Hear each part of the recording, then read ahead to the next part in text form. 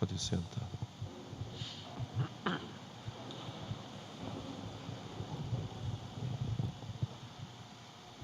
Meus queridos irmãos, queridos filhos, é com grande alegria que nós celebramos a festa de hoje, festa que foi instituída pelo Papa Pio XI em 11 de dezembro de 1925, portanto estamos completando 100 anos da instituição da festa de Cristo Rei, bem pertinho da festa de Todos os Santos e também perto da comemoração dos fiéis defuntos, exatamente mostrando que o reinado de Cristo, ele abarca todas as dimensões da igreja, seja a igreja militante, a igreja padecente, a igreja triunfante. No novo rito foi transferido para o último do último dia do ano litúrgico, mas nós conservamos agora no final do mês de outubro. É uma grande festa, a festa de hoje, porque a igreja proclama publicamente o reinado de Cristo. Não apenas o reinado social de nosso Senhor, mas o reinado dele sobre todas as coisas e sobre todos os homens, inclusive sobre os corações humanos. Cristo é rei. Já foi prometido como rei no Antigo Testamento, o menino nos foi dado, diz o profeta Isaías, ele é o grande rei que vai governar todas as coisas e todas as nações. Quando o anjo anunciou a Maria, já disse que seria o filho dela um rei, reinará eternamente na casa de Jacó e o seu reino não terá fim. Quando os magos viram a estrela no Oriente, foram correndo a Jerusalém e perguntaram: onde está o rei dos judeus? Vimos a sua estrela no Oriente e viemos adorá-lo. E quando foram a Belém, ofereceram seus presentes, oferecendo ao rei, e se prostraram, e prostrando-se, diz lá o evangelista São Mateus, o adoraram. Herodes, com inveja e com medo de perder o seu cetro, manda matar esse rei, e faz aquela chacina lá em Belém, nos arredores, matando todas as crianças menores de 2 anos, pensando que mataria assim o rei, porque ele tinha medo desse reinado. Depois Jesus, quando começa a sua pregação, fala desse reino. O reino de Deus está próximo, fazei penitência. Muitas vezes fala do reino dos céus, do reino de Deus, e quando nos ensina a orar, ele nos diz: quando orardes, dizei Pai Nosso, e lá no meio do Pai Nosso diz: venha a nós o vosso reino. As parábolas sempre do reino, um reino que é como uma rede lançada ao mar, que colhe toda a casta de peixes, bons e maus, e que está aqui na terra, mas que haverá um fim. No fim do mundo virão os anjos, separarão os bons dos maus. O reino que é um tesouro escondido, quem encontra deixa tudo que tem e abraça esse reino. Ou uma pérola preciosa, quem encontra essa pérola deixa tudo, vende tudo para adquirir essa pérola. Ou um reino como uma cidade situada sobre o monte, ou como um rebanho do qual ele é o pastor, ou como um homem que distribui os seus bens aos seus servos para que faça render. Um reino que é como um semeador que semeia uma semente, ou um campo onde vem a semente boa e o inimigo semeia a semente má. E assim Jesus vai falando do reino, Mas como é esse reino? Ele é rei. Por fim, antes de subir ao céu, depois de ter proclamado o seu reinado diante de Pilatos, no momento de um processo jurídico, então juridicamente ele vai proclamar: eu sou rei, mas o meu reino não é deste mundo, ou seja, não deste mundo no sentido de que não é para este mundo, mas não encontra neste mundo sua força, ele não recebeu o seu poder deste mundo, e ele não se sustenta com poderes temporais. Isso que quer dizer Jesus quando fala: meu reino não é deste mundo, mas é para este mundo, e começa neste mundo e tem a sua plenitude na eternidade. E quando vai ao céu, diz aos apóstolos: todo o poder me foi dado no céu e na terra. É a proclamação desse reino que manda que se espalhe. Por isso, ide pelo mundo inteiro e fazei de todos discípulos meus, que entrem todos nesse reino.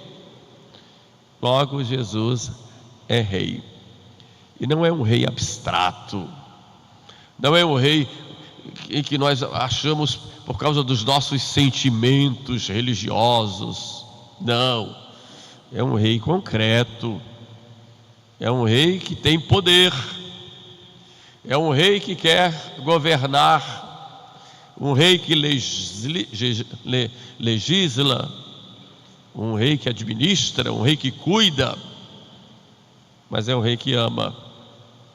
Esse é o poder do reino de Cristo.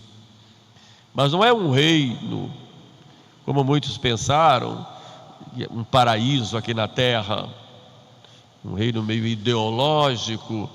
Algumas ideologias se infiltraram na igreja, provocando na igreja uma espécie de corrida ou instalação de um reino material, político. Não, embora tenha sua influência na política, inspirando, não é um reino ideológico ou um paraíso aqui na terra, não, mas é um reino concreto na terra. E como é esse reino? Alguns entenderam o reino como hoje se fala, uma espécie de ecologismo integral, em que todos vivem em harmonia, sem dogmas, sem muitos compromissos, a não ser de vivermos muito bem, nos abraçando uns aos outros e respeitando a criação. Tudo muito idílico, muito bonito, mas não é nisso que consiste o reino de Cristo. Como é esse reino? O reino de Cristo, ele tem um trono, que é a cruz. É dali que Jesus vai, como filho de Deus feito homem, como herdeiro de toda a obra da criação, para quem foram criadas todas as coisas. É ali na cruz que ele exerce o seu reinado. É um reino de sacrifício, é um reino de entrega, mas é sobretudo um reino de amor. O seu cetro é a caridade. Esse é o reino de Cristo, um reino que prega o amor, um amor a Deus, um respeito a Deus, às suas leis, uma entrega do homem com Deus.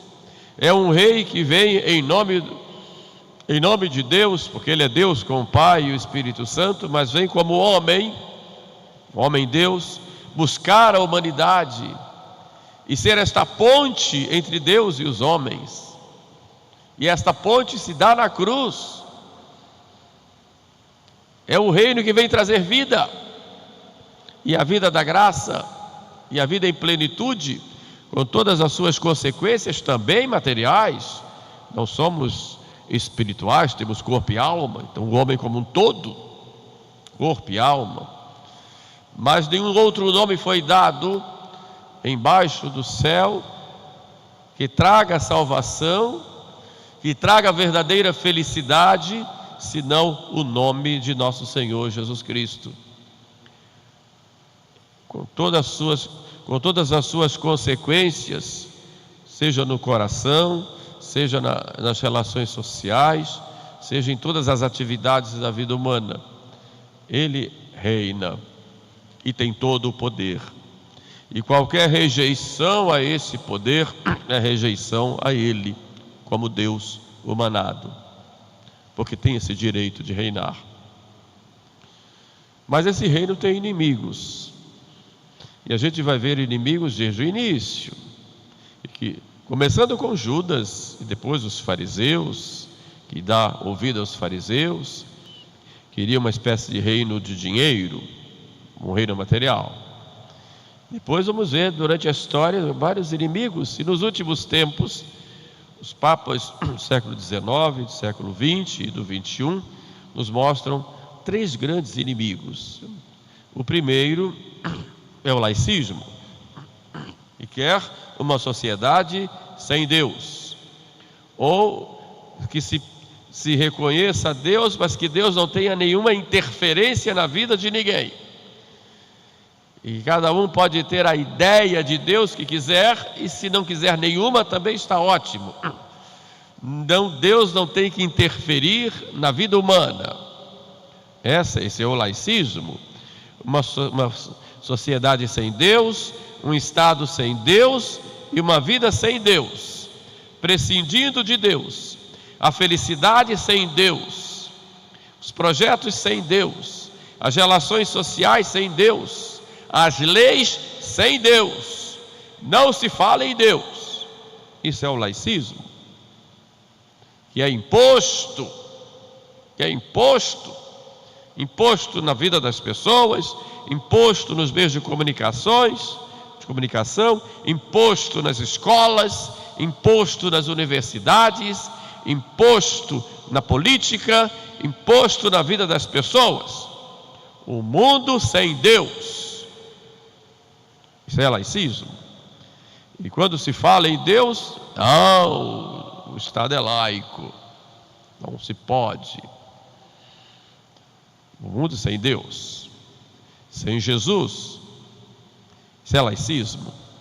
Um outro inimigo é o indiferentismo, em que todos têm um sentimento religioso, não se pode suprimir, portanto cada um faça o que quiser, pode expressar esse sentimento do jeito que quiser. É o chamado indiferentismo religioso. Todas as religiões são boas, todos os caminhos são bons, ou não ter nenhum também é bom, cada um faça o que quiser, crie para si o seu jeito de acreditar, suas crenças, seu modo de viver, sem nenhuma referência a não ser a sua própria inteligência ou a sua própria vontade. Esse indiferentismo religioso é inimigo de Jesus, inimigo da igreja. Como eu disse, nenhum outro nome foi dado a não ser o de Jesus. Ele é o único Salvador, o único, e o homem precisa dele. Então o indiferentismo religioso, em que considera todas as religiões como boas, são contra o reinado de Jesus. Contra. Entre os antigos romanos, nos tempos dos apóstolos e dos primeiros cristãos, havia lá um panteão e colocavam lá os deuses de todos os povos conquistados pelos romanos. Era um panteão de deuses.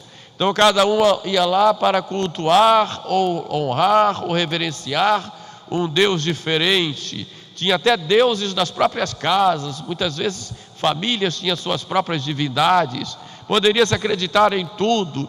Poderia crer até no próprio César, que era o imperador, adorar todos os deuses. Os romanos se destacavam por esse respeito. Mas quando chegam os cristãos, mostrando que Jesus é o único, vamos destruí-lo. Porque todas são boas, menos essa. Porque se declara única, é contra os outros, contra o Estado. Então vamos destruí-lo. Daí as grandes perseguições. E hoje acontece a mesma coisa. Todos os caminhos levam a Deus, dizem. Todas as religiões ou meios de crença são boas ou bons. Mas não Jesus. Vamos destruí-lo, vamos ridicularizá-lo, vamos pisar nele. Ou vamos mostrar um Jesus que não é o real, um Jesus político, um Jesus revolucionário. Esse Jesus podemos mostrar. Ou um Jesus que aceita tudo, ou um Jesus que é liberal. Esse sim. Isso se chama indiferentismo religioso, que é inimigo do reinado de Cristo, que vem preparando o anticristo, como já nos anunciava São João no Apocalipse e nas suas epístolas. O terceiro inimigo do reinado de Cristo é o relativismo. Porque pelo o relativismo, ele diz que é uma espécie de ideologia, que diz que não existe a verdade, ou se ela existe, ela não pode ser conhecida. Nós conhecemos apenas alguns aspectos, ninguém pode chegar à verdade. Isso é relativismo. Por isso cada um pode ter a sua, ou o seu jeito de acreditar nas coisas. Então tudo se torna relativo. O dogma é relativo, vai de acordo com os tempos e de acordo com as pessoas ou com as culturas. A moral é relativa, faça o que você quiser, desde que não prejudique ninguém, faça o que quiser, tudo relativo. Pode fazer o que quiser, a moral é estar na sua consciência. Se a sua consciência acusa, é uma coisa má, se não acusa, é coisa boa. Então, todo mundo é livre para fazer o que quiser. Então, coloque em pé de igualdade a verdade e a mentira, o bem e o mal, o certo e o errado. Não existe certo e errado, existe na sua cabeça. Isso se chama relativismo, que hoje, segundo dizia o Papa Bento XVI, tem uma verdadeira ditadura. E falava João Paulo II, uma estrutura, que ele chamava de estrutura do pecado. Pecado como parte de uma grande estrutura armada no mundo. Isso vai contra o reinado social e particular de nosso Senhor. E nós o amamos, nós o adoramos, nós nos prostramos diante dele. Mas como viver esse reinado na prática? Primeiro, Cristo quer reinar no nosso coração. E o inimigo desse reinado no nosso coração é o nosso pecado. Quando nós pecamos, nós dizemos para Jesus: não quero que tu reines sobre mim, como diziam os judeus. Não queremos que ele reine sobre nós. Não temos outro rei senão César. Nós dizemos a mesma coisa quando, diante de uma situação de pecado, nós escolhemos pecar e dizemos: não quero o teu reino no meu coração, não quero o teu reino na minha vida, não quero. Por isso, se queremos trabalhar pelo reino de Cristo, temos que começar pregando a conversão, a nossa, e depois a conversão do mundo. Não vai haver reino de Cristo na prática se não pregarmos uma verdadeira conversão, e os homens não o reconheçam e não mudem de vida. Não olhem para a sua cruz, não se prostrem diante dela chorando lágrimas, arrependidos, dizendo: quero ter uma vida nova, quero estar com ele, quero me entregar a ele. O resto é tudo propaganda, que pode ter momentos de grande emoção e depois não levam a nada. O reino começa dentro do coração. E a verdadeira propaganda do reino de Cristo é chamar o homem à conversão, a uma mudança de vida, começando por nós mesmos, E muitas vezes pregamos o reino de Cristo e dentro de nós trabalhamos contra, em nós. Depois temos que levar esse reino para a nossa família, os valores cristãos dentro de casa, no relacionamento de marido e mulher. Cristo deve reinar ali. Não foi à toa que Cristo, quando apareceu a Santa Margarida Maria, disse que abençoaria aquela família onde a sua imagem, a imagem do seu sagrado coração estivesse lá exposta, porque Ele quer reinar na família, quer reinar nos projetos familiares, no relacionamento dos esposos, na educação dos filhos, na relação dos jovens, na relação das crianças, na educação, nas brincadeiras, nas modas, no jeito de viver. Ele reina aí. E aí pergunto: Cristo reina na sua casa? Ou é apenas uma fachada? Aquele crucifixo que tem lá na parede é real? ou é apenas um enfeite para você dizer que é católico e que é muito devoto de Nosso Senhor? É real? Entra no coração, na vida e nas relações? E depois Cristo quer reinar também na sociedade, em todos os âmbitos da sociedade, e como sociedade também no Estado. E nós temos um compromisso de trabalhar para que Ele reine nas leis, reine nas relações sociais, reine nos costumes. Temos que trabalhar nesse sentido. Mas se nós não estamos convictos e que se não vivemos, isso não vamos atingir. Não vamos atingir. Os primeiros cristãos viviam o Evangelho. E foi essa vivência que foi crescendo, que chegou a criar-se uma sociedade cristã, que tinha lá seus problemas muito sérios. Mas, como dizia Papa Leão XIII, a filosofia do Evangelho governava as nações.